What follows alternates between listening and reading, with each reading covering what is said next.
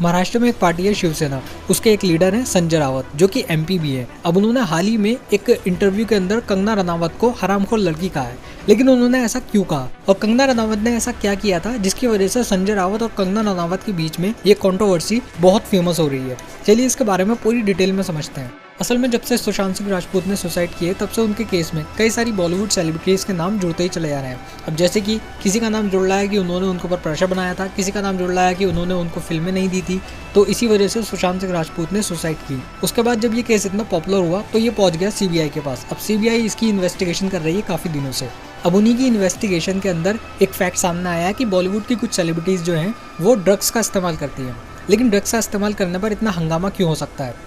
असल में भारत के एनडीपीएस एक्ट के हिसाब से भारत में रहने वाले किसी भी इंसान के लिए ड्रग्स का प्रोडक्शन करना, उसे बनाना, उसे कल्टीवेट करना, उसे यूज़ करना, उसका सेल करना, परचेज करना, उसको ट्रांसपोर्ट करना या अपने पास रखना, ये पूरी तरह से इलीगल है। मतलब भारत का ये कानून है कि कोई भी ड्रग को ना तो बेच सकता है, ना खरीद सकता है, ना उसे रख सकता है, ना ही उसको ट्रांसपोर्ट कर सकता है। अगर कोई भी ऐसा करता पकड़ा गया तो उसे जेल तक हो सकती है। अब कंगना रनावत सुशांत सिंह राजपूत के केस में कई सारी बॉलीवुड सेलिब्रिटीज के ऊपर ये इल्जाम लगाती है कि वो ड्रग्स का यूज करते हैं और उन्होंने सुशांत को भी इसका आदी बनाया, जिसकी वजह से सुशांत सिंह राजपूत ने सुसाइड की। और उन्होंने साथ में ये भी कहा कि बॉलीवुड के अंदर 90% से ज़्यादा लोग ड्रग का इस्तेमाल खुलेआम करते हैं। लेकिन इसके अलावा भी जब से सुशांत सिंह राजपूत का केस चल रहा है तब से कंगना रनावत कई सारे ट्वीट सुशांत सिंह राजपूत के केस के बारे में बोल चुकी हैं, कई सारे ट्वीट उनके बारे में कर चुकी हैं, जिसमें वो कभी किसी के ऊपर इल्जाम लगाती हैं तो कभी किसी के ऊपर इल्जाम लगाती है। अब ये ट्विटर के ऊपर बहुत ज़्यादा एक्टिव रहती हैं, तो इसी वजह से ये अपने बयानों की वजह से या कभी अपने ट्वीट की वजह से कॉन्ट्रोवर्सीज के अंदर बनी रहती है।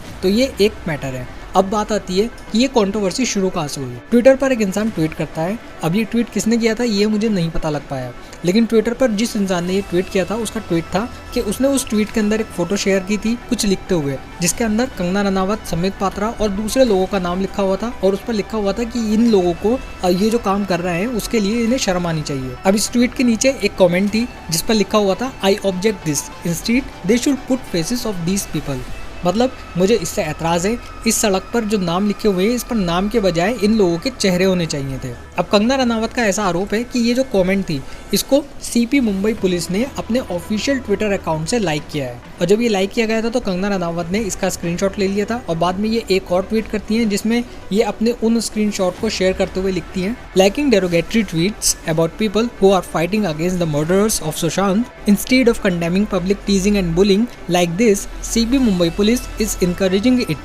@Mumbai Police has hit all time low. Shame. मतलब जो लोग सुशांत सिंह राजपूत के केस में मदद कर रहे हैं उनके खिलाफ जो ट्वीट किए जाते हैं उनको कंडेम किए जाने के बजाय, मतलब उनकी आलोचना किए जाने के बजाय मुंबई पुलिस उन लोगों के ट्वीट्स और उन लोगों के कमेंट्स को जो है वो लाइक कर रही है, जिसके लिए उन्हें शर्म आनी चाहिए। अब इसका जवाब मुंबई पुलिस ने कुछ इस तरह दिया, this tweet has never been liked by CP Mumbai police, the cyber police station has been asked to examine the screenshot. तो बेसिकली इसके अंदर वो ये कह रहे हैं कि भैया ये जो ट्वीट है वो मुंबई पुलिस ने लाइक नहीं किया है। इन्हीं सब बातों को ध्यान में रखते हुए कंगना रनावत एक और ट्वीट करती हैं और उसमें वो कहती हैं कि क्योंकि उन्होंने बॉलीवुड की कुछ सेलिब्रिटीज के ऊपर ये ऑब्जेक्शन उठाया है कि वो ड्रग का यूज करते हैं तो उनके ऊपर अटैक भी हो सकता है। अब इससे बचने के लिए उन्हें सिक्योरिटी चाहिए और वो भी हरियाणा या सेंटर की पुलिस से, क्योंकि उन्हें मुंबई की पुलिस पर भरोसा नहीं है। और साथ ही उन्होंने मुंबई को POK मतलब पाकिस्तान ने जो कश्मीर का इलाका ऑक्यूपाइड कर रखा है, जो कश्मीर का इलाका है जो पाकिस्तान ने अपने कब्जे में कर रखा है, मुंबई को कंगना रनावत ने उससे कंपेयर करके जो महाराष्ट्र के अंदर इस वक्त रूलिंग पार्टी है यानी कि शिवसेना की जो पार्टी है उसको तालिबान से कंपेयर कर दिया। अब इस पर जो शिवसेना पार्टी के लीडर थे संजय रावत,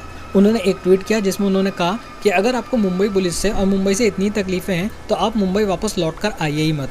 अब उन्होंने ऐसा इसलिए कहा क्योंकि कंगना रनावत इस वक्त हिमाचल में जो उनका होम टाउन है वहाँ पर रह रही हैं। अब इसका जवाब देते हुए कंगना रनावत फिर से एक ट्वीट करती हैं जिसमें वो कहती हैं कि मैं 9 तारीख को मुंबई एयरपोर्ट पर आ रही हूँ और जब मैं आऊँगी तो मैं अपने आने का समय भी शेयर करूँगी। अगर किसी के पिताजी के अंदर हिम्मत है तो वो मुझे रोक के दिखाए। अब क्योंकि संजय रावत ने कंगना रनावत से मुंबई वापस लौटकर आने से मना किया था तो उनके ऊपर कंगना रनावत को धमकी देने के आरोप लगने लगे। अब इस पर एक न्यूज़ चैनल जो है वो संजय रावत के पास जाता है और उनसे पूछता है कि भैया आपको इस बारे में कुछ कहना है या नहीं। अब इसके बाद संजय रावत क्या कहते हैं वो आप खुद ही सुन लीजिए।